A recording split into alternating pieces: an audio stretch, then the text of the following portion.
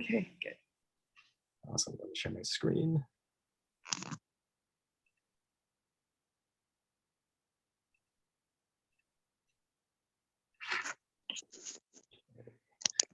All right, so let's see. All right. So hello, thank you all for coming this afternoon. My name is Jeffrey, and my presentation today is called COVID Creativity, Creating a Global Academic Initiative During the Pandemic. And before I start, I'd like to acknowledge that my project wasn't initially created to receive departmental honors in neuroscience, but rather it came about from a simple idea to provide an alternative experience for individuals around the world during the summer of the pandemic. And luckily, I was able to kill two birds with one stone, and this counted towards the community service option to receive honors. So prior to the pandemic, I had my summer plans all mapped out. I was going to do research at both Trinity and the University of Arizona through a project funded by the National Science Foundation. I was going to present my clinical research in Canada from the Health Fellows Program, shadow doctors, and take photos in front of saguaro cacti in Tucson, Arizona. But unfortunately, that was all canceled. And like many students across the world, I was bummed out and I wanted to find ways to make my summer more productive. So we all know the proverbial phrase, when life gives you lemons, you make lemonade. And I suppose the comparison to my situation was, life gave me a global pandemic. So I made an all virtual 10-week global academic initiative called the Intercollegiate Neuroscience Research Journal Club. And this was easier said than done. So it all started when we were forced to go back home mid-semester. I was in Chicago, and in the beginning of May, I wanted to start a little journal club with friends to maintain my science communication skills and read interesting articles, very similar to a typical summer research experience without the hands-on aspect of doing experiments. But then I had the idea that I could ask my friends from other colleges to join to have a more intercollegiate aspect of different perspectives. So I texted Meg Smith and Jack Albanese to see if they wanted help turn my vision to reality. So Meg, who was in Oregon at the time, was like, for sure. And Jack, who was in Mass, was like, awesome, great idea. And honestly, that's really how it all came about. So I'll first talk about how we created a 10-week curriculum, and then I'll go into how we marketed the program, and then finally how it turned out in the end. And I'd also like to mention that the planning process took exactly 1 month, and I still wonder how we were able to do all of this 10-week program in that short time frame. So to the left is the flyer we made to spread the word to others. And the 5 main pillars that we focused our program on were learning, writing, networking, public speaking, and leadership. So here are actual screenshots of the curriculum we sent out to participants. And the first aspect is learning, where students will read current neuroscience research and review articles. And so essentially every Saturday, we would send them a neuroscience article published between 2017 to now, where each week is a different neuroscience topic. And then participants would have to write a summary of each article, highlighting what the researchers did, how they did it, main results, and final conclusions. And we incorporated this so that they could practice or maintain their science writing over the course of the summer. And then the next parts of our program are all optional for participants, but highly recommended. So in terms of networking, we used LinkedIn as our main platform with the intention to foster community and help students start a LinkedIn profile if they didn't have one already. And then throughout the week, participants would have the opportunity to discuss their thoughts on our LinkedIn group page, where they either post a statement, opinion, question, or their summary of the article, and then comment on other people's posts to promote more dialogue. And then each week we send them a Google form to sign up if they want to participate in a Zoom discussion group to discuss the article even further. And again, this is with the intention to foster community and build more public speaking skills. And so on every Saturday, there will be 3 sessions, morning, afternoon, and nighttime, to discuss the article in small groups. Each group will have a group leader or group leaders who facilitates the group discussion.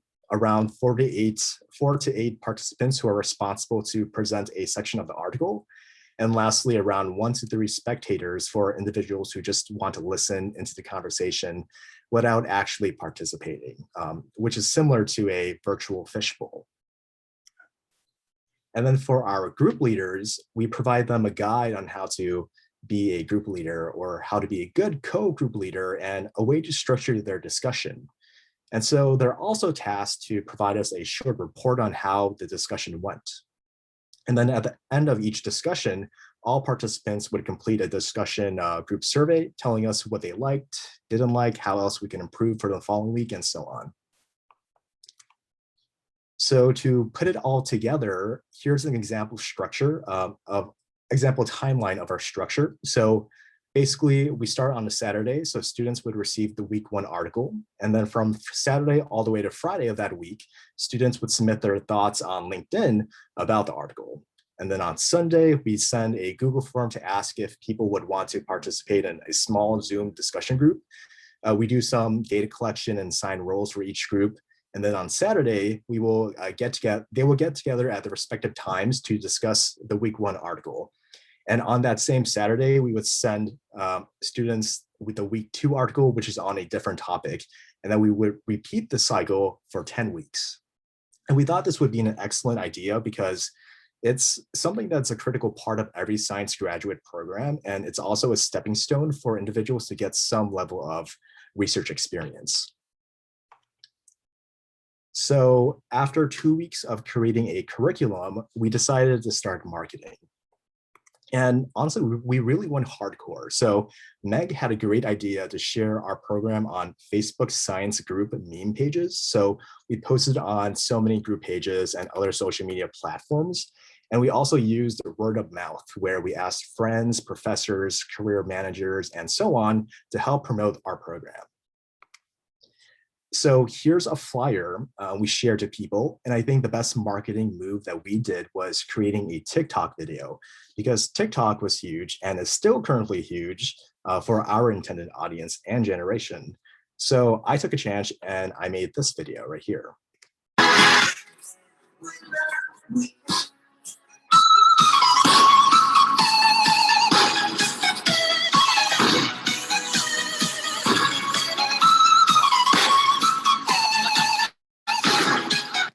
And somehow it went semi-viral, where I had close to 80,000 views. And so if you remember, we started out with just Meg, Jack, and I, students from Trinity wanting to read and discuss cool neuro topics. And after our marketing, we went from 1 institution to over 500 plus academic institutions. So finally, I'll now talk about our launch day. So by June 13, we had 1,422 participants, ranging from high schoolers and undergraduates to doctorate professionals and graduate students across 500 plus different academic institutions throughout the world participating. And we actually had to stop enrollment because we didn't know if we could handle more participants. And what's great was that our participants represented 54 countries, 43 US states and territories across 6 continents. So our program went global. And so this is what our LinkedIn page looked like and our interest form for students to sign up. And when signing up, we asked them a few questions. And interestingly, many students joined because they either lost an internship or job because it was canceled or postponed. They wanted to build their LinkedIn network, have a productive summer, improve and maintain their reading, writing, and science skills, read interesting neuro articles, learn something new, and just to make new friends. And also our participants mainly heard from us through our TikTok video, as you can see with the pie chart below, friends and emails from an advisor or a career program manager. And so this is an example of a photo of one of our groups taking a picture together after their journal discussion. Our first journal article was on the topic of COVID-19 and how it affected our nervous system. And then here were the rest of our article topics, with the last one being a topic chosen by all 1,400 participants, which were dreams. And then something cool that came out of this program was being recognized for the work we've done, where Trinity and the Hartford Current featured us. And we even received emails about success stories where students were able to get research positions because they had this experience, and some even wanted to implement INRJC at their own institutions. And honestly, it was just a great feeling to know that the work we've done helped someone somewhere. And at the end of the program, we gave everyone an exit survey where 257 people responded. And many people found the program valuable, that LinkedIn discussion posts were effective, that the neuro topics were relevant, and that generally they liked the Zoom discussion groups. And 96% of the survey participants said they would join again in the future for a winter 2020 or summer 2021 session. And we actually did do a 5-week winter session in winter 2020, growing our membership by 44%, where participants represented 58 countries and 48 US states and territories. And then we also adapted our curriculum by providing participants more multimedia content, such as videos and podcasts, along with their readings. So Meg, Jack, and I plan to continue INRJC for summer 2021 session and beyond. And we're also trying to improve and revamp our program. So our goals for this upcoming session is to expand more with hopes to create a student ambassador program that students can implement at their home institutions, bring in more speakers and webinars for our webinars and panels, create a 2 to 3 day neuro conference, and then to use our platform to inform current issues that are important to us. So for example, I hope to include more articles related to the intersections of neuroscience and health disparities and health inequalities. And when I reflect about this, I come with 3 main takeaways. The first is to be passionate. Be passionate about what you do because passion is infectious and others will follow along with passionate leadership. Second, that teamwork is important. The best part about my team is that we all share the stress of running a global organization. We never did this before until now, but together we pushed each other to come up with something that ended up a successful self-driven model that functions primarily on participants' engagement. And then lastly, my last takeaway is to start small and dream big.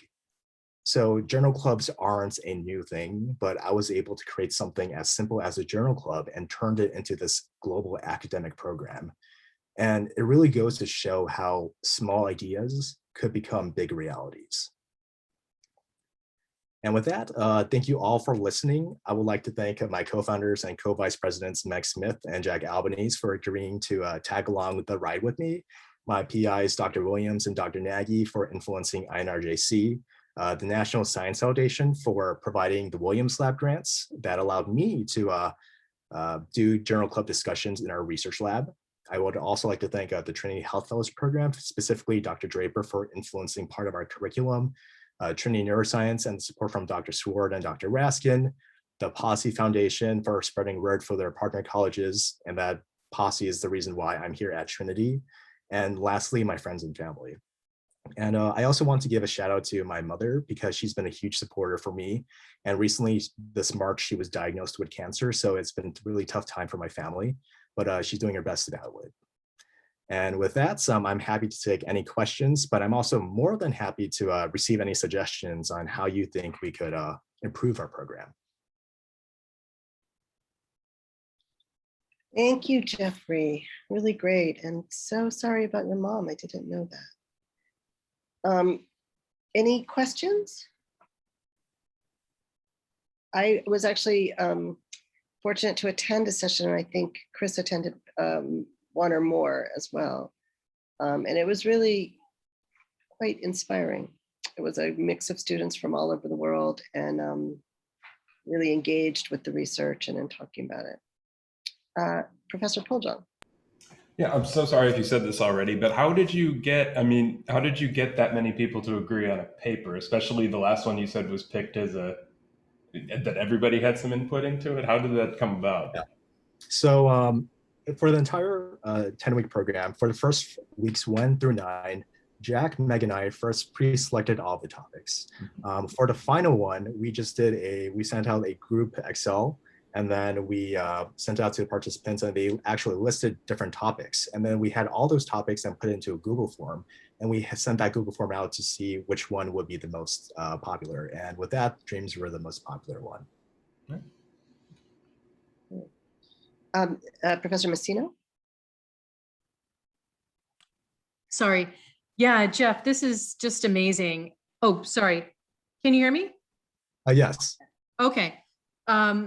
Yeah, this is amazing. And I had a couple of questions and a comment. So my comment, I'll go first, is I think the things that you tagged on to, passion, innovation, and start small, I totally agree with that. And that's been start small and dream big.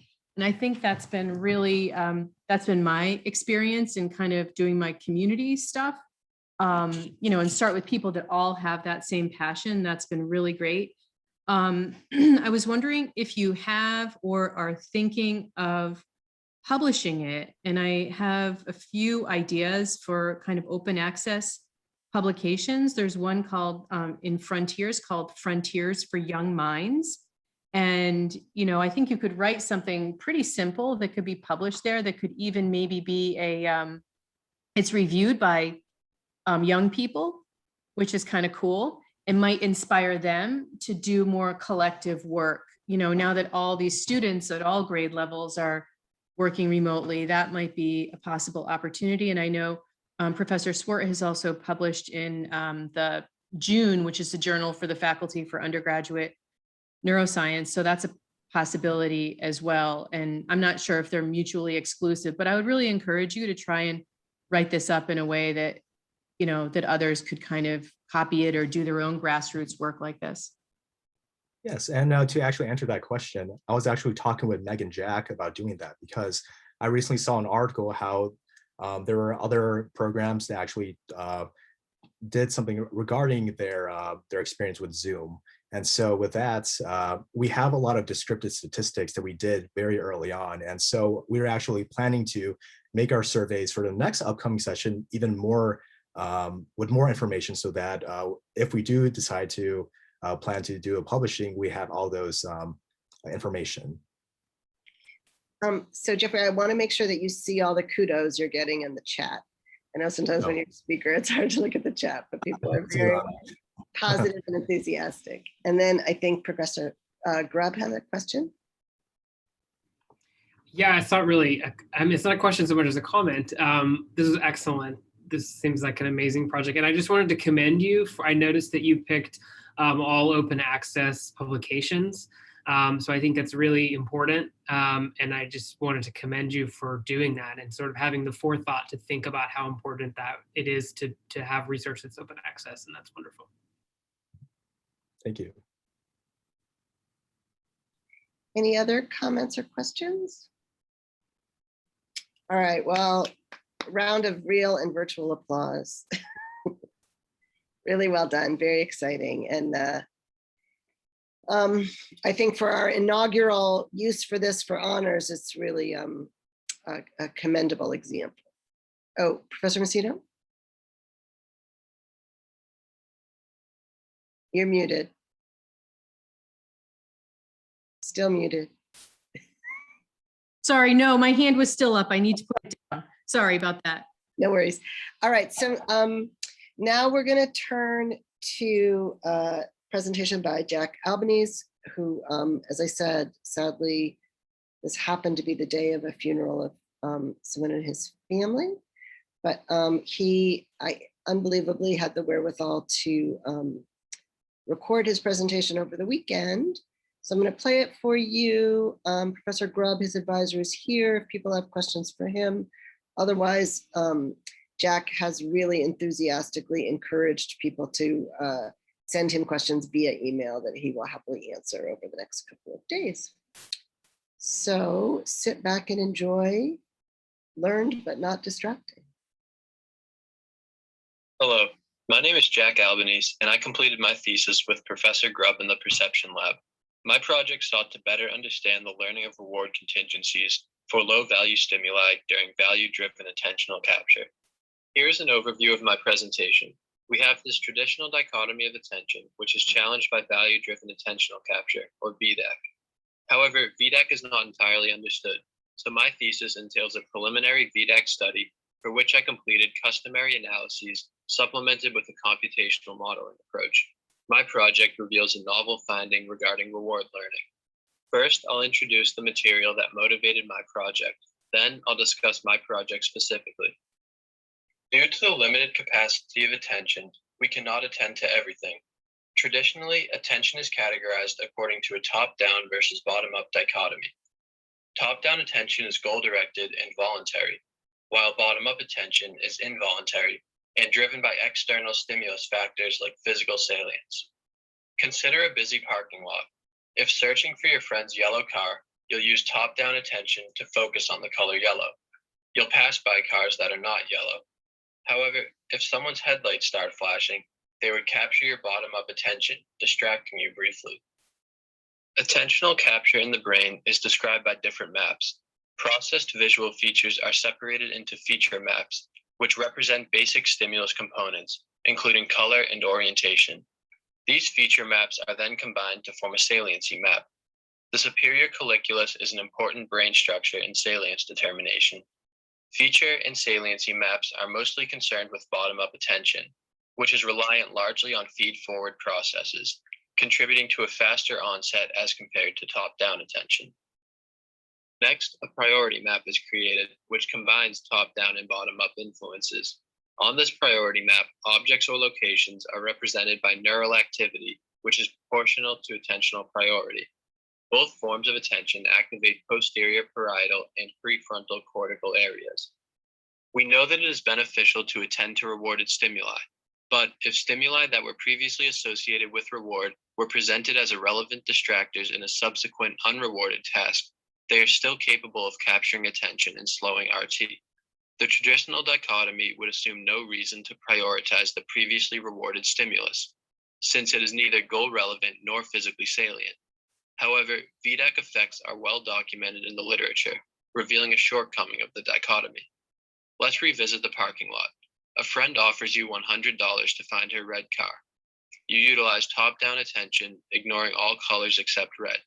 You find her car and she rewards you. Then, another friend asks you to find his van. You again utilize top-down attention, this time to select for vans.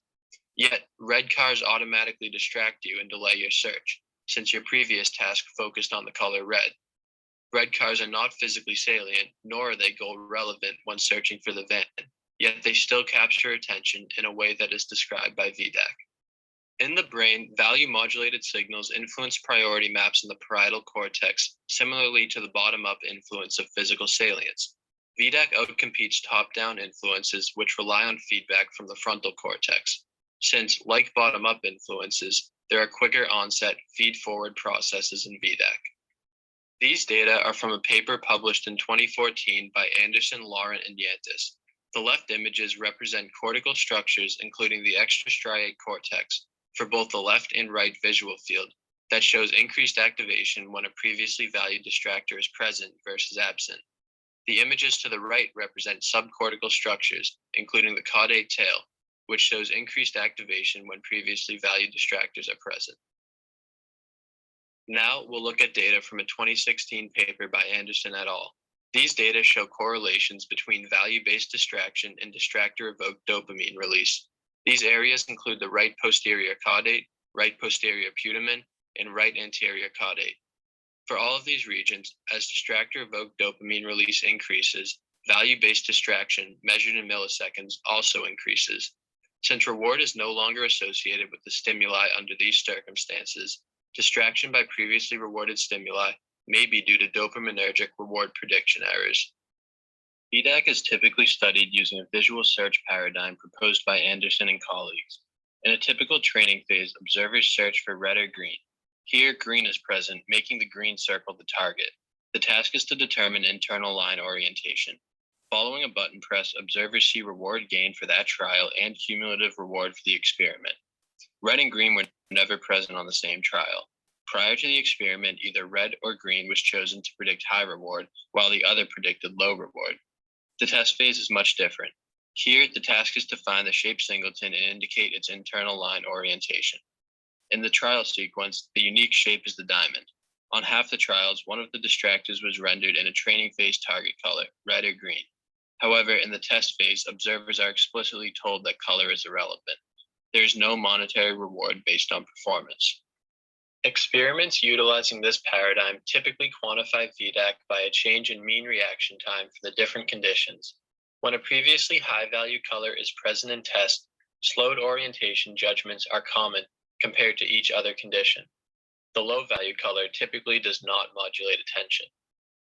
VDAC is not entirely understood, though. There are conflicts in the literature over alternative explanations, one of these being something called selection history. Selection history has to do with selection biases that arise when selecting for the same stimulus feature over and over again. I won't get into the details of this controversy now, but the low-value stimulus plays a major role. When demonstrating VDAC, many studies rely on displaying capture by the high-value stimulus when presented in test. The data to the right show the results from a typical VDAC experiment completed by Anderson and Halpern in 2017. They show increased RT when the formerly high-value color is present, but I want you to notice that RT when the formerly low-value color is present is identical to that in the absent condition. This may seem surprising. Though it is low value, the former target color should still be capturing attention to some extent. My project investigated training phase learning, since one explanation is that observers do not actually learn reward for the low value stimulus in training. Now I'll transition and discuss my project, which further investigated learning of the low value color in training. My research question asked whether modifying the training phase could help us understand the learning that occurs and confirm that observers develop reward associations for the low value color. Understanding reward learning would yield a better indication of how VDAC effects are created. My hypothesis was that observers would develop reward associations for the low value stimulus and show VDAC effects in the test phase. Rewarded stimuli elicit attentional biases, and our modifications allowed reward alone to drive attentional capture. We completed a preliminary study for 22 observers. We used a modified version of the shortened VDAC paradigm, which we discussed prior. We modified the training phase to analyze the learning of reward contingencies. Each trial of the modified training phase consisted of two objects, a diamond and circle. Two colors appeared per trial, one which predicted high or low value, along with a no value match. Only 4 colors in total were used, the 2 value colors and the 2 no value matches. The task was to choose an object, left or right, and to maximize earnings by learning which specific feature predicted reward. Observers did not initially know that color was the reward predictor. Observers had a virtually unlimited response window, unlike in the traditional training phase. The high value color had an 80% chance of yielding a 10-cent reward, while the low value color had an 80% chance of yielding 2 cents. Reward feedback was given after each trial. One of the value colors was present on every trial. The test phase was a traditional VDAC test phase. As a reminder, observers had to indicate internal line orientation for the unique shape. Color was irrelevant, but on half of the trials, one of the training phase value colors appeared as a distractor. We acknowledge a major limitation from only analyzing data from 22 participants. Our initial intention was to complete a similar experiment on a larger data set. However, COVID restrictions made this impossible, so we remained cautious when drawing conclusions from our data. As training progressed, observers demonstrated learning. These line graphs demonstrate the proportion of observers selecting the value stimulus on each trial for the high value trials on top and the low value trials below. Both of these graphs begin around 0.5, which represents chance. Then these plots rise very quickly, showing learning for each stimulus, as the more observers selected the value stimulus on each trial as training progressed. Most importantly, we demonstrate that observers do learn the reward contingencies for the low value stimulus. We completed paired sample t-tests on the mean proportion choosing the value stimulus for each condition to compare to chance and confirm that there is reliable learning. Also, we found no significant difference in learning between the high and low conditions. However, we remain cautious about this result. Further research should investigate whether a difference in learning for the high value stimulus exists as compared to the low value stimulus. In the test phase, RT slowed when the high value training color was present relative to each other distribution. as seen in the bar graph to the left. This is a replication of much previous research. Interestingly, we did not find capture effects by the previously low value color, which is also common in the literature. In the graph to the right, we further show how close to zero the difference is when comparing the low condition to the absent condition, demonstrating the lack of capture by the previously low value color in test. This finding is perplexing, given that we explicitly showed that observers learn reward in training. Further research is needed to disentangle this causal mechanism. Now I'm going to pivot to another big part of my thesis, which was learning to use a computational modeling approach for this data analysis. As mentioned, typical RT analyses rely on removing outliers and taking the mean, but another way is to fit RT data to a model. The exponentially modified Gaussian function, which combines a Gaussian and exponential function, is known to model RTs well. By describing RT distributions with 3 parameters, additional information that is lost when using the mean can be obtained. The Gaussian component consists of mu, the mean, and sigma, the standard deviation. Psychologically, the Gaussian component describes more automatic processes, including the time required by the sensory process and the time to physically make a motor response. The exponential component consists of tau, the mean, and describes the time required for the observer to make a decision about the stimuli. The mean of the distribution is described as the sum of mu and tau. If a previously valued distractor were to capture attention in test, we would expect an increase in mu, since this would translate to a longer automatic sensory process. By comparing distribution means, we confirmed our results from the traditional RT analyses. As seen in the bar graph, the high value distractor present condition resulted in capture, as confirmed by the results of the paired t-tests in the table to the right. When investigating potential differences in specific parameters, we found that mu was significantly greater for the high value compared to the low value distractor present distribution. However, we did not find any other differences, so we remain cautious with this finding. Additional research on VDAC utilizing the X-Gaussian function is needed to better determine potential differences in individual parameters. We also completed a parameter recovery exercise. For this exercise, I mentored Jacob Deck, a first-year ISP student, who learned and helped with this analysis. I don't have time to get into the details now, but for those interested in computational modeling, we successfully recovered our parameters, showing the reliability of our model. In summary, the traditional dichotomy of attention is challenged by VDAC. However, much remains unclear about VDAC.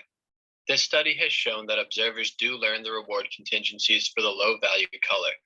Therefore, lack of capture and test by the previously low value color cannot be due to a lack of learning.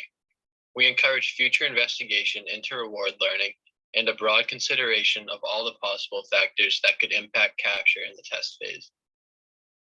Thank you for your attention, and please contact me via email if you have any questions.